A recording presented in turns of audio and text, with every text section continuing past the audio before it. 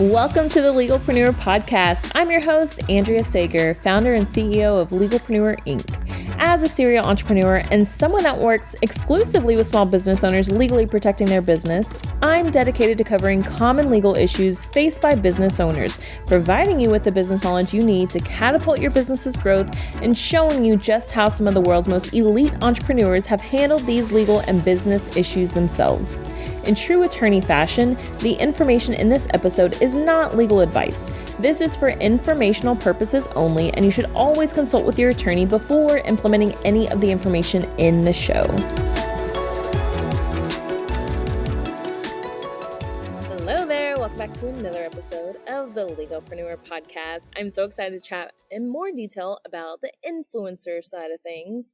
And today we're going to deep dive into some red flags of influencer contracts. Before we get into it, gotta let you know about Dream Bigger. Don't forget, we now have our 2 payment option. You can pick a payment plan for Dream Bigger. We want as many people to be there as possible, and so we're making it more affordable. Make it in 2 payments or 1. It's up to you. That option is still available until we sell out. We do still have some VIP passes. It's probably going to be selling out in the coming weeks. So get your ticket now before they're gone. And we also have our Legal Protection Playbook. $37 to learn everything you didn't know you needed to know about the legal side of your business. You get their 3-part course, which is talking about planning your business, preparing and growing and scaling. 3-part course, plus there are some bonuses in there. One of the bonuses, which is probably the best, I know it's the best bonus, it is a one-on-one call with me to chat specifics about the legal side of your business. I know everybody has a different business, so you have different needs for everything.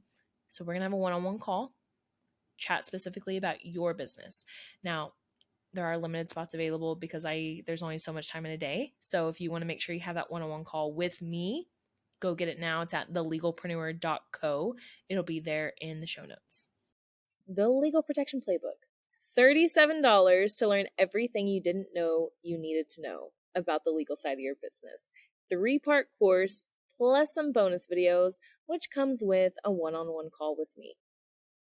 Literally a one-on-one call with me, $37. We're going to chat about the specific legal needs of your company in this call.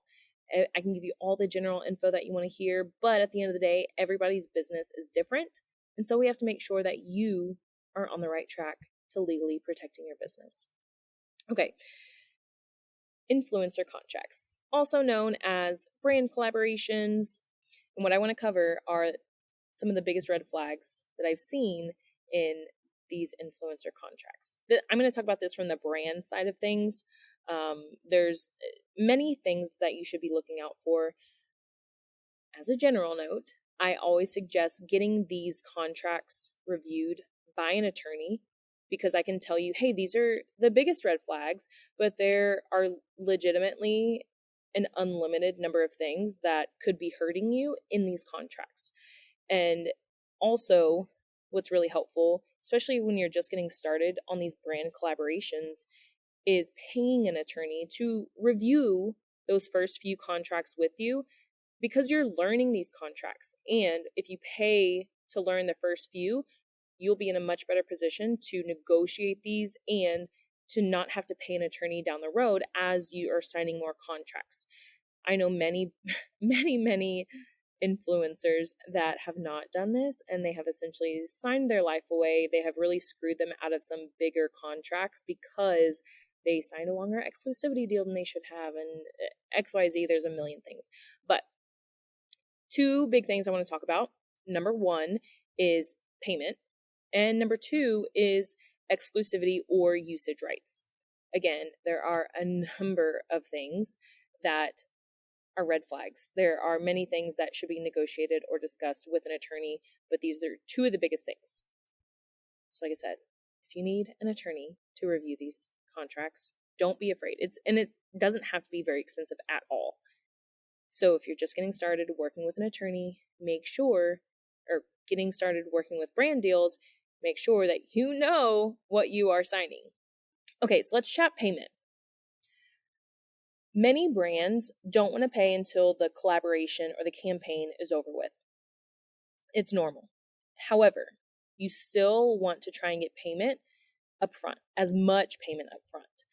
Typically, a good standard is half upfront and then half when the campaign is completed.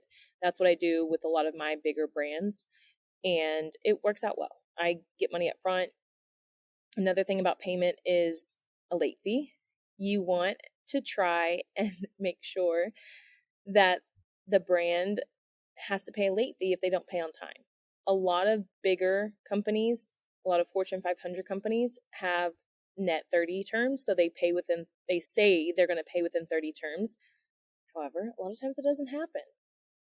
And so you want to make sure that there is a late fee, or else you'd be waiting months and months, or you may actually have to get an attorney involved to get that payment.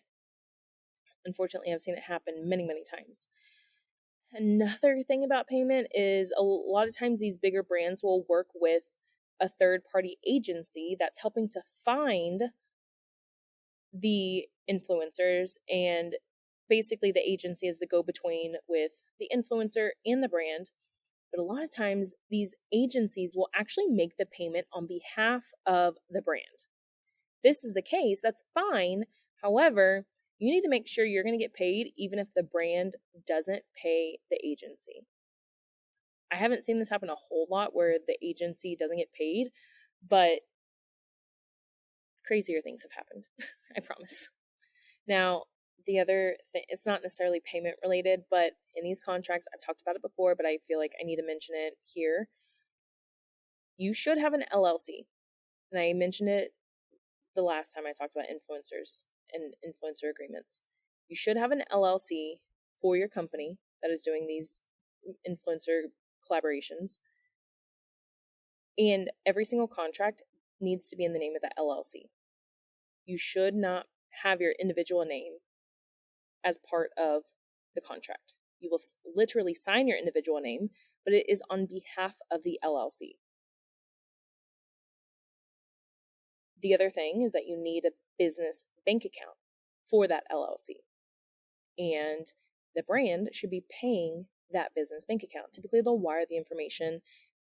Very rarely have I seen bigger brands want you to send them an invoice, like like Stripe or something.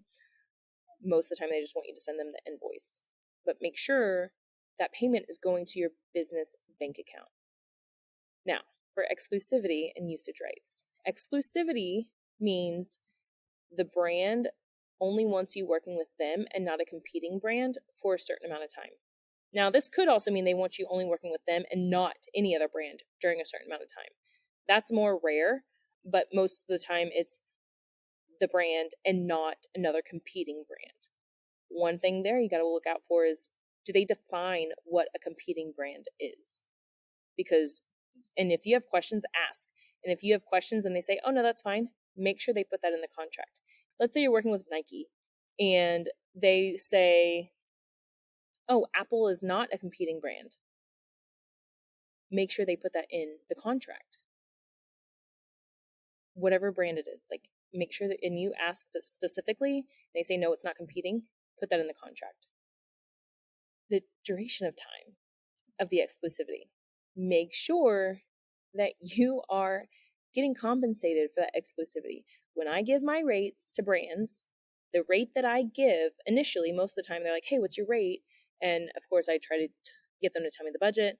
But if I give them my rate, what I'm giving them is exclusivity for 1 month.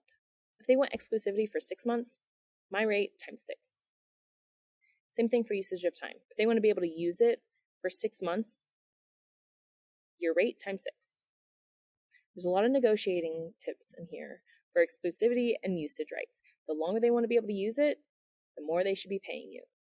Never, ever, ever give perpetual or lifetime usage rights without being compensated appropriately. And I highly suggest not doing it at all, because a lot can happen. Like, let's say you're quote unquote a nobody right now, and they pay for lifetime or perpetual usage rights, and then you blow up, you just screwed yourself out of a lot of money. And you probably aren't able to work with similar brands because they have the lifetime or perpetual usage rights to that content. So if a brand wants a certain amount of exclusivity or usage rights, 100% make sure you're being compensated for it. And you can also always put in the contract this, and this is the initial term for usage or exclusivity, and then you can always negotiate it later to extend. Okay, I could sit here all day long and give more tips. But if you're an influencer or brand collaborator, let me know if you want more tips. Here at Legalpreneur, we're committed to providing a supportive legal community for all business owners. I know how scary the legal stuff can be. If you found this information helpful, I would be so grateful if you could share it with a fellow business owner. And quite frankly, it doesn't cost anything to rate, review, or subscribe to the show. Your support helps me reach more listeners, which allows me to support more business owners in their entrepreneurial journey. Have any questions or comments about the show? Feel free to drop me a line on Instagram. I promise I read all of the messages and comments. And if you want to be a guest on the show or know someone that would make a great guest, simply fill out our application form and a team member will reach out if we think it's a good fit. I'll see you in the next episode.